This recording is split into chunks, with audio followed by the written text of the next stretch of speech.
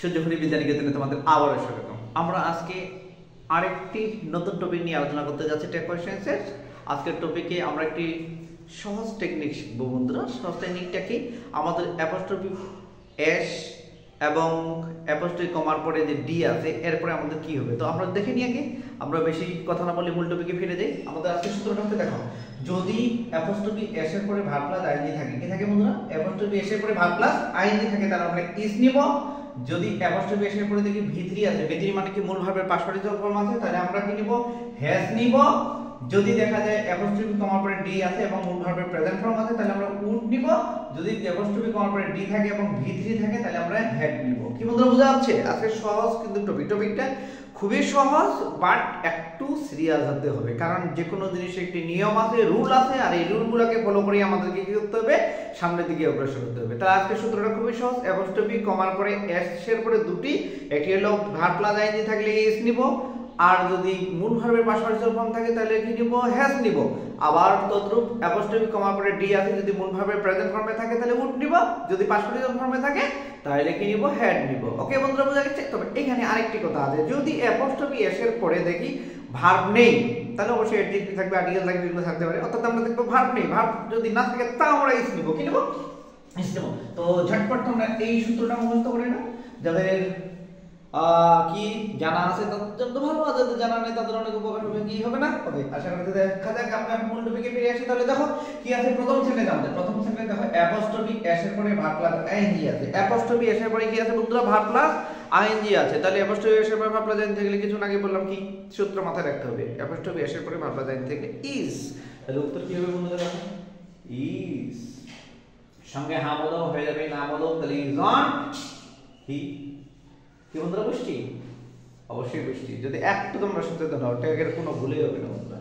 তাহলে দেখো পরের সেন্টেন্স, হি অ্যাপোস্ট্রফি এস। এবার দেখো ডান। ডান মানে এবার কি দেখো বন্ধুরা? ভি3 অবশ্যই পাস্ট পার্টিসিপল ফর্মে আছে। কি ফর্মে আছে? Past participle form, do did done. তাহলে দেখো ডান আছে, ডান মানে আমি কি নিতে বলছি? হ্যাজ নিতে বলছি। তাহলে হ্যাজ নট, তারপরে কি হবে? তাহলে হি। এটা কি না? অবশ্যই। পরবর্তী সেন্টেন্স দেখি আমরা। কমার পরে কি আছে দেখো? এখানে ডি আছে। কমার পরে কি আছে? ডি আছে। আচ্ছা, যদি ডি থাকে তাহলে আমরা কি করব? এখানে আমরা v1, কমার পরে ডি আছে এবং এখানে কি আছে বন্ধুরা? v1 আছে। তাহলে আমরা কি বলছি? উড। হ্যাঁ বোধক করব কি? না বোধক? উডন্ট হি। উডন্ট হি। তদ্রূপ আমরা পরেরটাতে চলে যাই। কমার পরে ডি আছে, মূল ভার্বের পাস্ট পার্টিসিপল ফর্ম আছে। আগে বলছি পাস্ট পার্টিসিপল মানে কি? v3, v3 মানে কি? Past participle form. আচ্ছা দেখো, তাহলে কমার পরে ডি আছে, অ্যাপোস্ট্রফি কমার পরে কি নিলাম? কি পাইছি আমরা? ডি। ডি এর পরে কি হচ্ছে? ডাউন। তাহলে আমরা কি বলছি? এর আগে হ্যাড। কি পাইছি? হ্যাড। হাবোধক না নাবোধক? নাবোধক। তাহলে হাবোধক আছে, নাবোধক করতে হবে। হ্যাডন্ট, সাবজেক্ট কি? হি। ওকে, বুঝা যাচ্ছে? আশা করি বুঝা যাচ্ছে। ঠিক পরবর্তী সেন্টেন্স আমরা দেখি ইট অ্যাপোস্ট্রফি কমা এস। ইট অ্যাপোস্ট্রফি কমা এস। তাহলে তারপর আছে ভার্ব নেই। ভার্ব নেই মানে এই সূত্রে চলে যাও। তাহলে ভার্ব নেই না দিলে আমরা কি বলছি? ইজ। উত্তর আমরা কি করব? ইজ। হাবোধক হয়ে যাবে কি? না বোধক। তাহলে কি হবে? Is not it. Is not it. তদ্রূপ পরের সেন্টেন্স দেখো। এখন তোমরা অবশ্যই আগে প্র্যাকটিস করবে নিজে নিজে, তারপর উত্তর দেখবা। আরাফাত, তারপরে দেখো এই আর্টিকেল আছে। আরাফাত অ্যাপোস্ট্রফি এস এর পরে দেখো এখানে কোনো ভার্ব নেই। যেহেতু এই জায়গাটাতে কোনো ভার্ব নেই, তাহলে বলে দিছি এই অ্যাপোস্ট্রফি এস মানে অবশ্যই কি হবে বন্ধুরা? ইজ। কি হবে? ইজ। এখন আরাফাত না ছেলে নামে? অবশ্যই ছেলে, এর জন্য কি দেব? হি। তাহলে কি হয়ে গেছে? ফলো করতে হবে। এখনো হয়নি। কেন হয়নি? হাবোধক আছে। তাহলে আমাকে কি করতে হবে? নাবোধক করতে হবে। তাহলে হবে কি? Isn't he. ইজন্ট হি। কি পড়াচ্ছে বন্ধুরা? আশা করা যায় পড়া যাচ্ছে। তো পরবর্তী সেন্টেন্স দেখি আমরা। সি কমা অ্যাপোস্ট্রফি কমার পরে আছে কি? ডি। এই জায়গায় এখন ফলো করো, বি আছে। কি আছে? বি আছে। তাহলে দেখো এই বিটা কি পাস্ট পার্টিসিপল ফর্মে আছে? না, বি ভার্ব মানে বি মানে হওয়া। বি ভার্ব এমনি যার হওয়া যায়, বি বি এগুলোকে বি ভার্ব বলা হয়। এখানে কি আছে দেখো? বি। বি মানে কি? মূল ভার্ব আছে, বি মানেও হওয়া। তাহলে কমা অ্যাপোস্ট্রফি কমার পরে ডি আছে, তারপরে কি আছে?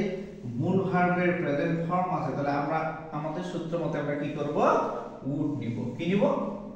উড। তারপরে হাবোধক না নাবোধক? হাবোধক। করব কি তাহলে? নাবোধক। উডন্ট। তারপরে কি হয়ে যাবে এবার? সি। বন্ধুরা বুঝা গেছে? একটু সচেতন হও, মনোযোগী হও, তাহলে অবশ্যই বুঝা যাবে। তাহলে কি হবে? অবশ্যই বোঝা যাবে। তাহলে কি আছে she, সাবজেক্ট ছিল she, কমার পরে d মূল ভার্বের প্রেজেন্ট ফর্ম, তাহলে would, wouldn't she। ঠিক পরবর্তীতে যাই, কমার পরে d, তারপরে মূল ভার্বের v3 আছে। কি দেওয়া আছে? v3 আছে। যেহেতু মূল ভার্বের v3 দেওয়া আছে, তাহলে আমরা কি করব? এটা অবশ্যই had। কি বেটা? had। তারপরে কি দেওয়া আছে? সাবজেক্ট এখানে আই। আচ্ছা, হাবদক পাইলে কি করব? নাবদক। Run I. খুব কঠিন? কোনই কঠিন না, যদি তোমরা নিয়ম বুঝে থাকো। কি দেওয়া আছে তাহলে দেখো? উত্তর কি হবে তাহলে? hadn't I। পরেরটাতে চলে যাই, it's hardly rained। এবার দেখো অনেকে মনে করতে পারতো যে অ্যাপোস্ট্রফি এসে পরেই তো ভাব থাকে, কিন্তু দেখো মাঝখানে আমাদের অ্যাডভার্ব আসে, ডিস্টার্ব করবে। কি ডিস্টার্ব করবে? অ্যাডভার্ব। তাহলে হার্ডলিটা কিন্তু ভার্ব না, হার্ডলিটা অ্যাডভার্ব। রেইনড দেখো v3, রেইনড কিসে আছে বন্ধুরা? v3 মানে কি মূল ভার্বের পাস্ট পার্টিসিপল ফর্ম। যেহেতু মূল ভার্বের পাস্ট পার্টিসিপল ফর্ম, তাহলে কি হয়ে যাবে? would, has, কি যেহেতু s, তাহলে যদি কমার পরে d থাকতো তাহলে আমরা had নিতাম। যেহেতু কমার পরে এটা কি আছে? s আছে, তাহলে has নেব, কারণ মূল ভার্বের পাস্ট পার্টিসিপল ফর্ম আছে। বুঝা যাচ্ছে? তাহলে কি হবে? has না had, has না had, অবশ্যই s, যেহেতু অবশ্যই কি has। তাহলে আমরা উত্তরে কি লিখব? এখানে has। তারপর কি নিব? not। তারপরে কি নিব? eat। এই তো দেখো এটা হবে, কাটে দিবে, কারণ দেখো এখানে হার্ডলি আছে। কি আমরা নতুন সূত্র পাইছি। আমরা জানি কোন ওয়ার্ডের মধ্যে, কোন সেন্টেন্সের মধ্যে যদি হার্ডলি, নিষ্কাশলি, দেয়ারলি, বেয়ারলি আছে, এটা আরেকটি সূত্র, এটা আমরা পড়বো। তা বলে দিই যেহেতু এটা আছে। এগুলা থাকলে আমাদের কি বসে? এগুলা থাকলে আমরা যদিও দেখতে রাখাবোধক, কারণ এদের অর্থটা হয় না বোধক, তাই এদের উপরে নট বসে না। যেহেতু নট বসে না, তাহলে নট করা যাবে না। উত্তর কি হবে বন্ধুরা? Has it. কি হবে? Has it. এই ফাঁকাটা যেন তোমরা রাখো, তোমরা একটু কাছাকাছি নিবা। তোমরা কি নিবা? কাছাকাছি নিবা। ওকে বন্ধুরা, বোঝাচ্ছে? আচ্ছা, পরবর্তী সেন্টেন্স নাম্বার 10। নাম্বার 10 এটা নাম্বার দেখো কি দেওয়া আছে? yes she is, yes she is। তারপর দেখো she অ্যাপোস্ট্রফি কমা s, তারপরে কি দেওয়া আছে? been। তাহলে এখানে দেওয়া আছে v3। কি দেওয়া আছে বন্ধুরা? v3। এখন এখানে দেখো দেওয়া আছে is। তোমাকে কি বিভ্রান্ত করার জন্য এই ধরনের কিছু জিনিস থাকবে, বাট তোমাকে বুঝতে হবে আমার কোন জায়গাটাতে প্রশ্নটা করা হয়েছে এবং সেইখানে আমার ভার্বটা কি আছে।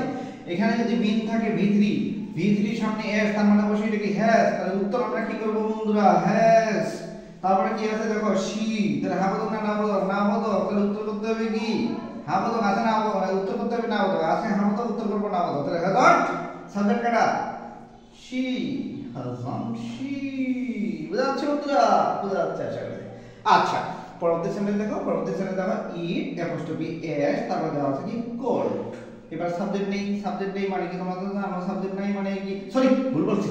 সাবজেক্ট নেই না, একটু সচেতন হবো। সাবজেক্ট নেই না, ভার্ব নেই। যেহেতু ভার্ব নেই, তাহলে যেহেতু ভার্ব নেই, তাহলে কি হবে? এটা ইজ। তাহলে উত্তর কি করব আমরা দেখো?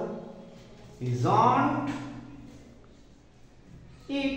কি করব বন্ধুরা? isn't it। ওকে, যাই হোক, আবার আমি তোমাদেরকে সূত্রগুলো স্মরণ করিয়ে দিচ্ছি।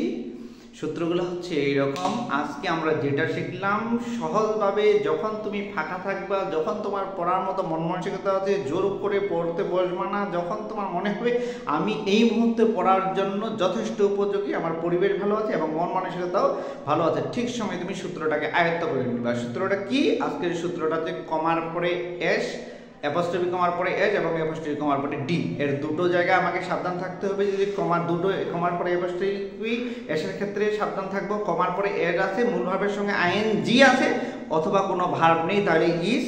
এবার অ্যাপোস্ট্রফি কমার পরে কি? অ্যাপোস্ট্রফি কমা এস। এবার মূল ভার্বের পাস্ট পার্টিসিপল ফর্ম, এবার কি হবে? হ্যাজ।